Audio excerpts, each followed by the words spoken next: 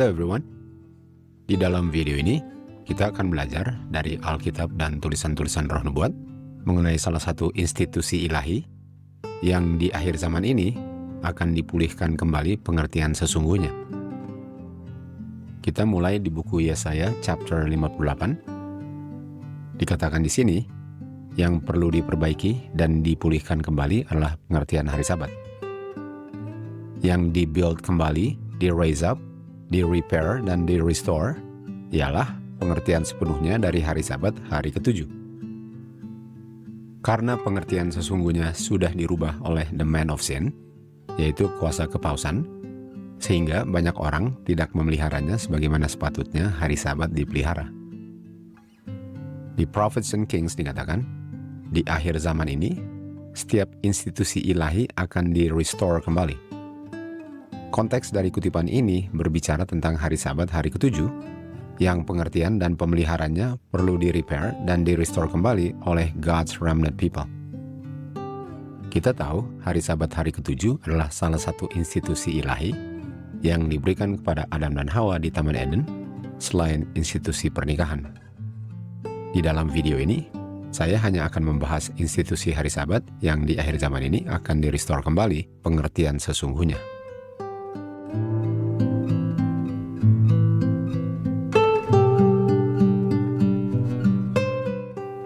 Daniel menulis di Daniel 7 ayat 25 bahwa tanduk kecil ini, yaitu Papal Rome, dia berpikir untuk merubah times dan laws. Kita nanti akan melihat apa times yang dirubah tanduk kecil ini. Hukum yang saya mau bahas di ayat ini adalah hukum keempat, yaitu hari Sabat hari ke-7 yang dirubah oleh Gereja Katolik. Dalam kutipan tanya jawab ini mengenai hari Sabat hari ke-7, Gereja Katolik mengaku bahwa mereka yang merubah hari ke-7 ke hari Minggu hari pertama. Pertanyaannya, hari apa hari Sabat? Jawabannya, hari Sabtu, hari ke-7. Itulah hari Sabat. Pertanyaannya, mengapa kami memelihara hari Minggu dan bukan hari Sabtu, hari ke-7? Jawabannya, kami memelihara hari Minggu, kami yaitu Gereja Katolik, dan bukan hari ke-7 karena Gereja Katolik melalui The Council of Laodicea memindahkan atau merubah kekudusan hari Sabat dari hari ke-7 ke hari Minggu. Saya mau baca dari buku Spirit of Prophecy, volume 4, dikatakan, Gereja Katolik mengakui bahwa perubahan hari Sabat dilakukan oleh gereja mereka. Dan mereka menunjuk kepada perubahan ini sebagai bukti otoritas gereja untuk membuat undang-undang dalam hal-hal ilahi. Dan mereka menyatakan bahwa gereja-gereja Protestan dengan mereka memelihara hari Sabat Gereja Katolik yang adalah hari Minggu, mereka mengakui kuasa otoritas Gereja Katolik.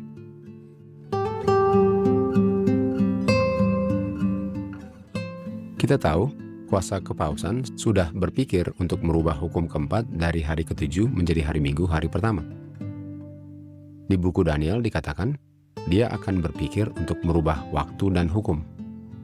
Pertanyaannya, apa waktu atau times yang dia pikir untuk dirubah juga? Kalau kita baca di chapter ini, pada musim semi, feast yang dirayakan adalah Passover, hari ke-14 bulan pertama. Lalu unleavened bread, bulan pertama yang sama, hari ke-15 sampai ke-21. Wave sheaf, yaitu hari ke-16 bulan pertama. Lalu pada akhir musim semi, mendekati musim panas adalah Feast of Weeks, atau yang kita kenal sebagai Pentecost, yang dirayakan pada hari ke-50 dari hari ke-16 bulan pertama. Lalu pada musim gugur, bulan ke-7, Feast of Blowing Trumpet pada hari pertama, lalu Day of Atonement pada hari ke-10, dan The Feast of Tabernacle pada hari ke-15 sampai hari ke-22. Waktu untuk merayakan feast ini ditentukan Tuhan. Season bahasa Ibraninya adalah Moed, yang artinya waktu atau musim yang sudah ditetapkan, sebuah pertemuan kudus, festival, dan kata lainnya adalah feast. Jadi pertanyaannya, apakah Gereja Katolik berpikir juga untuk merubah waktu yang Tuhan sudah tetapkan untuk merayakan the feast atau holidays?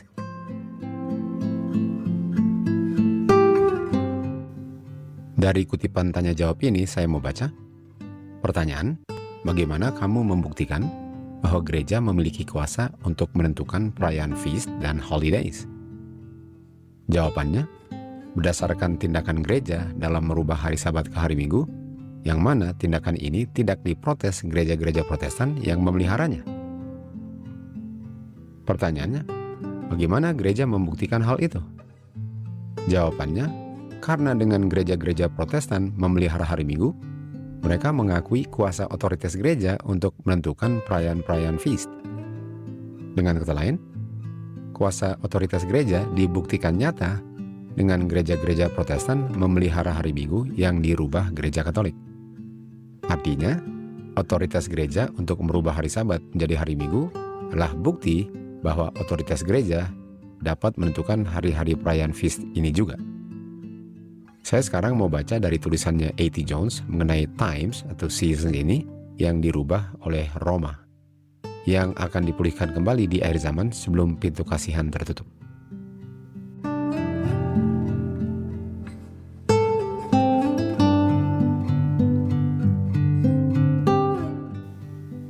Selain hari ke-7 dirubah menjadi hari pertama, Roma sekarang menambahkan kemurtatan lain dari kemurtatan penyembahan mataharinya. Roma mengadopsi Passover yang dirayakan orang Kristen untuk mengingat kembali kematian Kristus, yaitu Passover sesungguhnya, yang dirayakan pada hari ke-14 bulan pertama. Namun Roma mengadopsi hari ini sebagai hari yang dirayakan untuk pemujaan matahari. Passover yang dirayakan orang Kristen setelah kematian Kristus di kayu salib dirayakan oleh Rasul Paulus dengan kawan-kawannya di Filipi. Mereka memelihara the feast selama 8 hari. 1 hari Passover pada hari ke-14 bulan pertama, dan 7 hari unleavened bread dari hari ke-15 sampai hari ke-21. Bukankah ini bukti yang sangat jelas bahwa the feast tidak dipakukan ke kayu salib?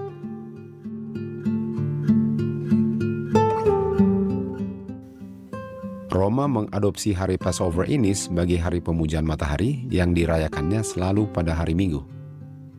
Dengan kata lain, hari perayaan Passover ini yang dirayakan pengikut Tuhan Yesus, yang dirayakan untuk mengingat kembali kematiannya, Roma rayakan sebagai hari pemujaan matahari. Hari perayaan Passover sesungguhnya, yang jatuhnya selalu pada hari ke-14 bulan pertama, tentu saja jatuhnya pada hari-hari yang berbeda setiap tahun dirayakannya.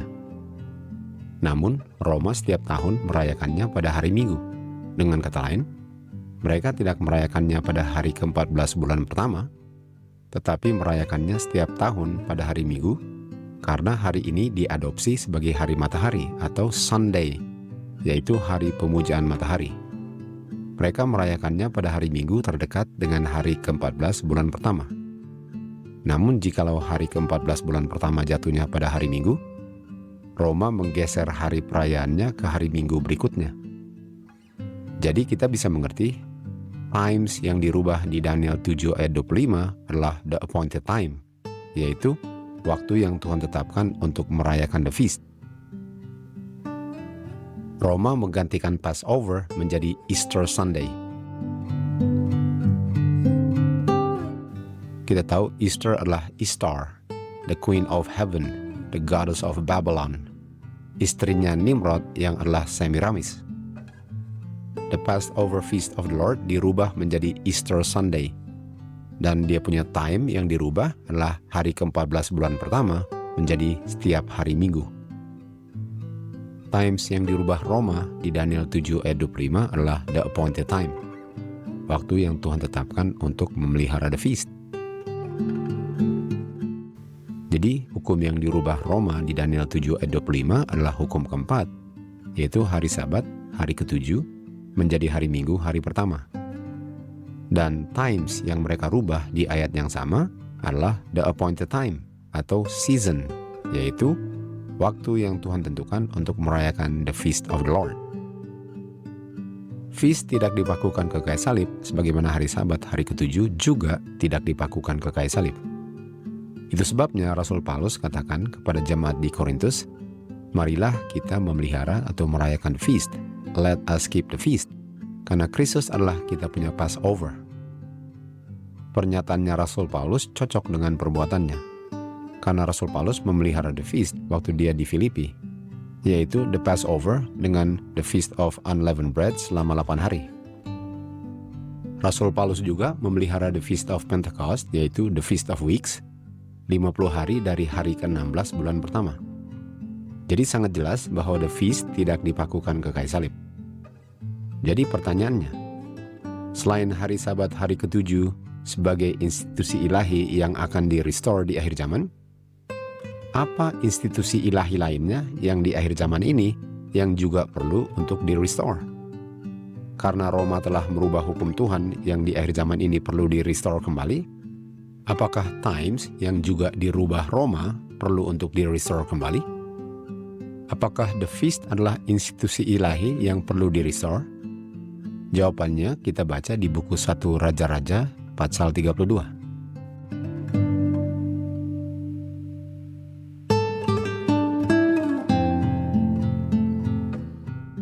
Times yang dirubah gereja Katolik sudah pernah dirubah juga oleh Raja Jeroboam.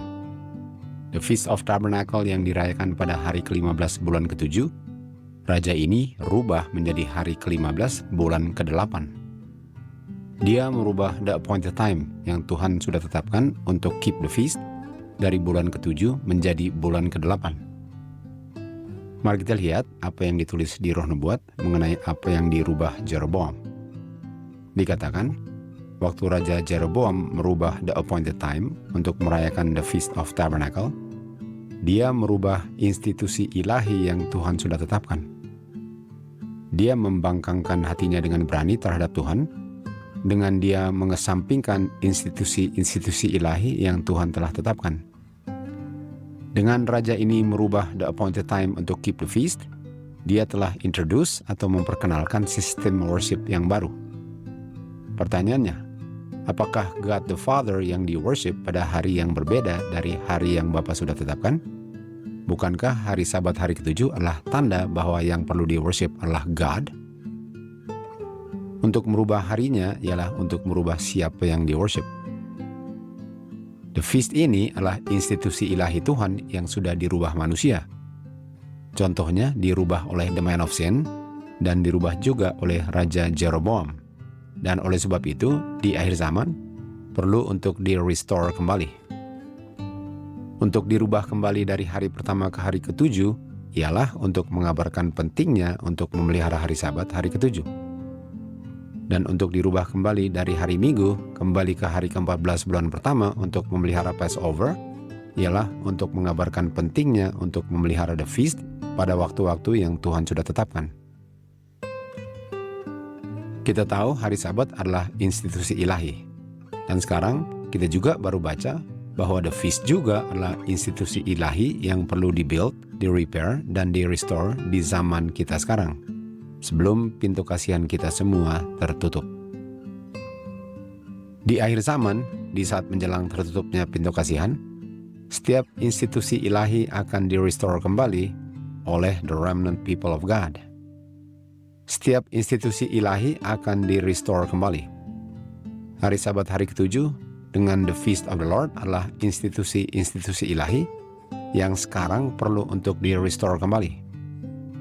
Inilah yang Yesaya katakan yang perlu untuk di-build up, di-repair, dan di-restore kembali oleh the remnant people of God.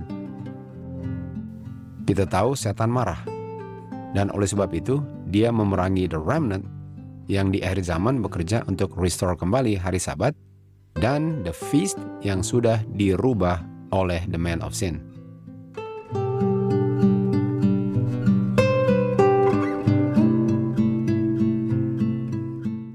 Sekarang kita akan lihat persamaan dan perbedaannya antara hari Sabat hari ke-7 dengan hari-hari Feast of the Lord, yang sama-sama adalah institusi ilahi yang perlu untuk di-restore kembali. Tuhan berbicara kepada Musa untuk disampaikan kepada umat Tuhan. Tuhan katakan, berbicaralah kepada umat Israel dan katakan kepada mereka mengenai the Feast of the Lord. Di ayat 3, Feast of the Lord yang pertama Tuhan sebut adalah hari Sabat hari ke-7. Kita sudah baca tadi, arti kata feast adalah an appointed time or season. waktu atau musim yang ditetapkan. Kita semua mengerti bahwa hari Sabat adalah hari yang ditetapkan pada hari ketujuh. Kita tidak memelihara hari Sabat kapan saja, tetapi pada hari ketujuh dari siklus mingguan yang terdiri dari 7 hari. Hari Sabat adalah hari yang diberkati Tuhan untuk dipelihara pada hari yang sudah di-appoint oleh Tuhan, yaitu pada hari ketujuh. Feast tahunan juga artinya unappointed season atau musim yang sudah ditetapkan. Contohnya, Feast Passover dirayakan pada bulan pertama hari ke-14 di musim pertama, yaitu musim semi. Demikian juga Feast of Unleavened Bread pada bulan yang sama hari ke-15 sampai hari ke-21. Feast of Weeks atau yang kita kenal sebagai Pentecost dirayakannya pada akhir musim pertama pada hari ke-50 dari hari ke-16 bulan pertama. Pada musim gugur dirayakan Feast of Blowing Trumpet pada hari pertama bulan ke-7 dan The Day of Atonement pada hari ke-10 pada bulan yang sama, dan The Feast of Tabernacle pada hari ke-15 sampai hari ke-22 bulan ke-7 yang sama. Ini adalah feast tahunan yang dipelihara pada musim-musimnya, sementara hari Sabat dipelihara pada hari ke-7. Times yang dirubah the Man of Sin adalah appointed time pada hari ke-7 dan appointed season dari feast-feast tahunan yang dirayakan pada tanggal-tanggal yang sudah Tuhan tetapkan. Laws yang dirubah the Man of Sin adalah hari Sabat yang diberkati Tuhan di akhir minggu pertama penciptaan. Setiap tahun perayaan feast-feast ini tentu saja jatuhnya pada hari-hari yang berbeda, namun tanggal perayaannya tidak berubah. Berbeda dengan hari Sabat. Setiap tahun, setiap bulan, dan setiap minggu, hari Sabat dipelihara pada hari ke-7, walaupun tanggalnya berbeda setiap bulan dan setiap tahun. Namun hari Sabat dengan the feast ini sama-sama adalah the feast of the Lord, karena masing-masing dipelihara pada waktu-waktu yang Tuhan sudah tetapkan atau at the appointed time. Jadi waktu ada yang mengatakan bahwa the feast sudah dipakukan ke kayu salib, apakah mereka mengerti bahwa yang mereka katakan ialah hari Sabat hari ke-7 dan hari-hari feast tahunan dipakukan ke kayu salib? Untuk memakukan the feast of the Lord ialah untuk mengatakan waktu-waktu yang Tuhan sudah tetapkan untuk memelihara hari Sabat, dan feast-feast tahunan sudah dipakukan ke kayu salib. Sehingga sekarang orang Kristen tidak perlu untuk memelihara hari Sabat dan hari-hari feast tahunan. Tentu saja orang Protestan setuju dengan pernyataan ini karena mereka memelihara hari Minggu, hari pertama yang ditetapkan Gereja Katolik sebagai hari Sabat. Dan mereka juga memelihara Easter Sunday yang ditetapkan Roma sebagai hari pemujaan matahari, yang Roma telah adopsi waktu dia menggantikan perayaan Passover yang dirayakan pada hari ke-14 bulan pertama menjadi setiap hari Minggu, dan yang juga disebut sebagai hari Paskah. Paskah atau Passover bukan Easter Sunday, namun Paskah sudah disamakan artinya dengan Easter Sunday. Seakan-akan waktu mereka memelihara Easter Sunday, mereka memelihara Passover, hari yang ditetapkan sebagai hari pemujaan matahari atau Sunday Worship. Bukankah setiap institusi ilahi di akhir zaman ini, sebelum anak Bapa datang di awan-awan nanti, perlu untuk di-restore kembali pada arti pengertian sesungguhnya? Di zaman Tuhan Yesus, orang Yahudi memelihara hari Sabat hari ke-7 sebagai hari feast, dan mereka juga memelihara hari-hari feast tahunan, lalu pimpinan-pimpinan gereja memakukan anak Bapa ke kayu salib. Di akhir zaman, orang-orang yang memelihara hari Sabat hari ke-7, mereka tidak memeliharanya sebagai feast, dan mereka juga tidak memelihara hari-hari feast tahunan. Pertanyaannya, apakah sejarah akan terulang kembali? Dulu mereka mengakui bahwa Bapa di surga memiliki anak yang lahir keluar dari Bapa. Namun mereka menyangkal bahwa Tuhan Yesus adalah anaknya Bapa itu. Sekarang umat Tuhan tidak mengakui bahwa Bapa di surga adalah Bapa dan anak Bapa adalah anak. Namun mereka mengaku untuk menerima Tuhan Yesus. Dulu mereka percaya bahwa Mesias adalah anak Bapa, namun mereka menolak Kristus sebagai anak Bapa itu. Sekarang mereka menerima Tuhan Yesus, namun mereka menolak Dia sebagai anak Bapa. Demikian juga dengan the feast. Waktu mereka pakukan the feast, mereka tidak sadar bahwa mereka memakukan juga hari Sabat. Mereka mengaku untuk menerima hari Sabat hari ke-7.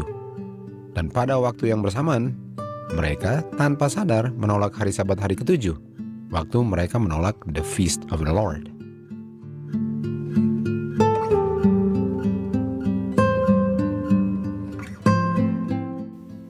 Kutipan-kutipan roh nubuat akan menunjukkan apa akibatnya setelah pekabaran hari Sabat yang sebenarnya ini atau the Sabbath more fully dikabarkan. Saya mau bandingkan kutipan Early Writings halaman 33 dengan kutipan Early Writings halaman 261 karena kedua kutipan ini berbicara tentang hal yang sama. Umat Tuhan yang tidak melihat dan memelihara hari Sabat karena mereka belum pernah menolaknya adalah umat Tuhan yang jujur di antara nominal Adventist dan fallen churches. Dan waktu pekabaran the Sabbath more fully dikabarkan oleh the remnant yang akan memanggil keluar umat Tuhan dari gereja-gereja ini, nominal Adventist dan fallen churches marah karena mereka tidak bisa menyangkal kebenaran pekabaran ini. Setan mengerti hal ini. Oleh sebab itu, sebelum seruan nyaring malaikat ketiga dikumandangkan, dia mengadakan revival di antara badan-badan gereja ini agar mereka yang sudah tolak kebenaran berpikir bahwa Tuhan hadir dalam gereja-gereja ini. Setan juga mengharapkan agar umat Tuhan yang jujur, yang belum melihat dan memelihara hari Sabat more fully, berpikir berdasarkan revival palsu ini bahwa Tuhan masih bekerja untuk gereja-gereja ini. Tetapi terang kebenaran, yaitu kebenaran Sabbath more fully, akan menerangi pikiran orang-orang yang jujur ini. Dan mereka akan meninggalkan gereja-gereja ini yang sudah jatuh dan bergabung dengan the remnant siap untuk dianiaya oleh karena kebenaran yang mereka terima. Kabaran the Sabbath more fully adalah pekabaran yang mengabarkan hari Sabat hari ke-7 sebagai the feast of the Lord dan feast tahunan yang kedua-duanya sudah dirubah oleh the man of sin, yang jika diterima akan menyebabkan umat Tuhan bergabung dengan the remnant people of God. Banyak umat Tuhan di nominal Adventist dan fallen churches tidak bisa melihat kebenaran hari Sabat more fully ini. Ada yang mengerti bahwa hari ke-7 sudah digantikan menjadi hari pertama oleh the man of sin, tetapi mereka belum melihat bahwa hari Sabat ini adalah the feast of the Lord bersama-sama dengan feast tahunan, yang mana waktu pemeliharanya sudah dirubah oleh the man of sin. Mereka belum bisa melihat bahwa the Feast of the Lord adalah salah satu institusi ilahi yang perlu untuk dipelihara selain hari Sabat hari ke-7. Banyak berpendapat bahwa feast ini sudah dipakukan ke kayu salib, sementara mereka belum sesungguhnya menyelidiki firman Tuhan untuk mengetahui kebenarannya sendiri. Banyak mata pengertian orang-orang Kristen telah dibutakan. Mereka tidak bisa melihat bahwa yang dipakukan ke kayu salib hanyalah the ceremony law. Artinya dari kutipan ini kita bisa mengerti bahwa mereka memakukan sesuatu yang seharusnya tidak boleh dipakukan. Pertanyaannya, apa selain the ceremony law yang mereka pakukan juga ke kayu salib? Yang mereka pakukan juga adalah hukum moral Tuhan. Bukankah hari Sabat hari ke-7 adalah jantung hukum moral Tuhan? Bukankah dengan melanggar satu, melanggar semua? Untuk memakukan the feast of the Lord ialah untuk memakukan hari yang Tuhan tetapkan untuk dipelihara pada waktunya, yang mana hari ke-7 adalah salah satunya. Untuk memakukan ayat Imamat 23 ayat 4-44, yaitu semua feast tahunan, ialah sama dengan memakukan ayat 1-3, yaitu feast mingguan, yaitu hari Sabat hari ke-7.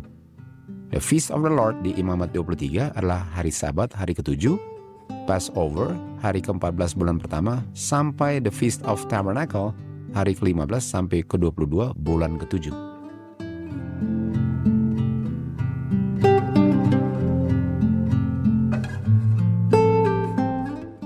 Tuhan mengatakan di hukum keempat, ingat hari Sabat, agar kamu memelihara kekudusannya. Pertanyaannya, apakah orang berdosa dapat memelihara kekudusannya hari Sabat kalau orang itu sendiri tidak kudus? Di buku Kerinduan Segala Zaman dikatakan, agar kamu dapat memelihara kekudusan hari Sabat, kamu dulu harus kudus. Jadi pertanyaannya, bagaimana saya yang tidak kudus menjadi kudus? Tentu saja bukan dengan usaha saya sendiri, tetapi dengan kuasa Tuhan. Di buku Patriarchs and Prophets dikatakan, umat Tuhan diingatkan kembali untuk memelihara kekudusannya hari Sabat. Lalu Sister White menulis apa yang Tuhan tetapkan bagi manusia agar manusia memelihara kekudusannya. Tuhan menetapkan feast-feast tahunan untuk dipelihara agar manusia menjadi holy man unto God, agar umat Tuhan menjadi orang-orang yang kudus baginya. Kita sudah baca tadi bahwa hukum keempat hanya dapat dipelihara oleh orang-orang yang holy. Dan dengan memelihara feast-feast tahunan ini, Tuhan katakan, "Ye shall be holy men unto me." Kamu akan menjadi orang-orang yang kudus bagiku. Sangat jelas, feast-feast tahunan ini sesuai dengan hikmatnya Tuhan diberikan agar umat Tuhan tidak melanggar hukum moral Tuhan. Feast-feast tahunan ini diberikan untuk kebaikan umat Tuhan. Pertanyaannya, apakah prinsip-prinsip feast tahunan ini baru diberikan di Bukit Sinai kepada umat Israel? Apakah sebelum Sinai prinsip-prinsip feast tahunan ini tidak ada? Jawabannya kita baca di Review and Herald, dikatakan, karena umat Israel terus-menerus berdosa, hukum moral Tuhan diberikan kembali di Sinai. Kita tahu hukum Tuhan mengungkapkan atau menginsafkan orang berdosa akan dosa-dosanya di Roma 3 ayat 20. 10 hukum diberikan di Sinai agar umat Israel diinsafkan akan dosa-dosa mereka. Kristus memberikan kepada Musa prinsip-prinsip keagamaan untuk mengatur kehidupan sehari-hari mereka. Dengan kata lain, agar mereka tidak terus-menerus melanggar hukum Tuhan, Kristus berikan kepada umat Israel melalui Musa prinsip-prinsip 10 hukum. Prinsip-prinsip ini namanya statutes yang diberikan agar mereka tidak melanggar hukum Tuhan lagi. Statutes ini atau prinsip-prinsip keagamaan ini yang diberikan melalui Musa bukan bayang-bayang yang dipakukan ke kayu salib. Statutes ini berlaku setiap zaman selama waktu berlangsung. Dan statutes ini bukan the ceremonial law yang berakhir fungsinya di kayu salib. Kita tahu yang dipakukan ke kayu salib hanyalah the ceremonial law, bukan 10 hukum dan bukan statutes ini. Fungsinya dari statutes ini ialah agar umat Tuhan tidak melanggar hukum Tuhan lagi. Mereka berdosa karena mereka tidak mengerti prinsip-prinsip 10 hukum. Dan statutes ini menjelaskan dan mendefinisikan dengan terperinci arti daripada 10 hukum. Prinsip-prinsip ini selalu ada selama ada hukum Tuhan. Di Bukit Sinai, prinsip-prinsip ini dibuat menjadi tersurat karena umat Israel tidak mengerti prinsip-prinsip hukum Tuhan lagi. Contoh prinsip-prinsip 10 hukum ini saya mau baca di buku Matius 5. Di ayat 27, Tuhan Yesus mengutip hukum ke-7, yaitu jangan berzina. Hukum ini tertulis di 2 lahu batu. Yang tidak tertulis di 2 lahu batu adalah prinsip dari hukum ke-7 ini. Lalu Tuhan Yesus menjelaskan dan mendefinisikan arti jangan berzina di ayat 28. Dia katakan, barang siapa memandang seorang wanita untuk menginginkannya atau bernafsu, ia telah berzina dengan dia di dalam hatinya. Statutes diberikan secara tertulis kepada umat Israel agar mereka tidak berdosa lagi. Alasannya mengapa mereka berdosa ialah karena mereka tidak mengerti prinsip 10 hukum. Prinsip hari Sabat dijelaskan oleh feast tahunan yang jika dipelihara dengan setia, akan menjadikan umat Tuhan holy unto the Lord. Di video kedua nanti akan dijelaskan lebih terperinci. Adam dan Hawa di Taman Eden mengerti hukum Tuhan karena prinsip-prinsip hukum Tuhan ditulis di dalam hati mereka. Jadi tambah jauh dari Taman Eden, tambah dilupakanlah prinsip-prinsip hukum Tuhan ini. Umat Israel di Mesir karena pengaruh Mesir sudah tidak mengenal lagi prinsip-prinsip hukum Tuhan ini. Sehingga perlu diberikan secara tertulis agar mereka tidak berdosa lagi. Kutipan berikut akan menjelaskan hal ini. Pikiran mereka sudah dibutakan dan direndahkan oleh karena perbudakan dan pengaruh kekafiran di Mesir. Sehingga mereka tidak bisa menghargai dengan sepenuhnya atau fully prinsip-prinsip 10 hukum Tuhan. Jadi agar prinsip-prinsip ini dapat dimengerti dengan sepenuhnya atau more fully, prinsip-prinsip ini secara tertulis diberikan melalui Musa mengilustrasikan prinsip-prinsip 10 hukum. Pekabaran yang dikabarkan oleh The Remnant adalah the Sabbath more fully, yang akan mengabarkan hari Sabat yang akan diterima mereka yang jujur, Denominational Adventist, dan The Fallen Churches. Umat Tuhan yang belum melihat dan memelihara hari Sabat akan menerima pekabaran The Sabbath more fully ini dan akan keluar dari gereja-gereja yang menolak pekabaran ini. Status ini menjelaskan arti hari Sabat hukum keempat more fully. Agar hari Sabat dipelihara, umat Tuhan harus terlebih dahulu kudus. Dan feast-feast tahunan inilah yang diberikan kepada umat Israel yang sudah melupakan kekudusannya hari Sabat agar mereka bisa menjadi holy man unto God. Feast tahunan ini kita baca di Imamat 23 adalah a statute. Artinya hanya dengan melakukan apa yang Tuhan sudah tetapkan, kita akan more fully mengerti kekudusan hari Sabat dan kebutuhan kita untuk disanctify atau di-cleanse oleh kuasa Tuhan menjadi orang-orang yang holy unto the Lord. Di video bagian kedua nanti akan dibahas caranya Tuhan merubah karakter kita menjadi serupa dengan karakternya melalui pemeliharaan feast tahunan ini.